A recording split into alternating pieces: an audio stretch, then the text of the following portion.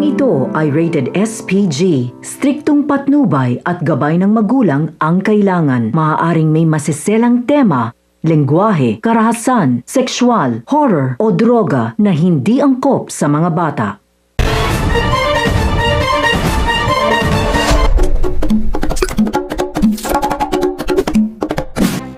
Matapos sabihin ni Tanggol na sa mundong ginagalawan natin ay kailangan hindi ka magpapaisa sa lahat ng bagay, sitwasyon at pagkakataon. Matapos siyang makipagrambulan sa Kalye Hidalgo ay makikita siya ng isang bata na namamalimos. Sinabi sa kanya ng bata na ang galing niya at idol niya ang kanyang kuya Tanggol. Sinabi ni Tanggol na huwag gayahin ang ginawa niya dahil masama yun. Talaga nga naman may tinatagong kabutihan ng puso itong si Tanggol. Bago pumasok sa eskwela si Mokang ay madadaanan niya si Tanggol kasama ang kanyang mga tropa. Maangas na itatanong ni Mokang kung si Tanggol na naman ba ang nagsimula ng rumble sa kanto. Ngunit ninitian lang siya ni Tanggol at tatanungin kung saan ka pupunta.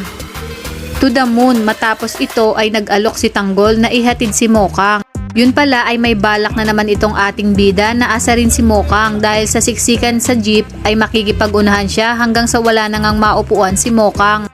Dito na nga magsisimula ang tambalang Mokang at Tanggol. Ngunit paano kaya nila mapapanatili ang may mabuting puso kung ang mga nakapalibot sa kanila ang siyang may nag-uudyok na gumawa ng hindi maganda?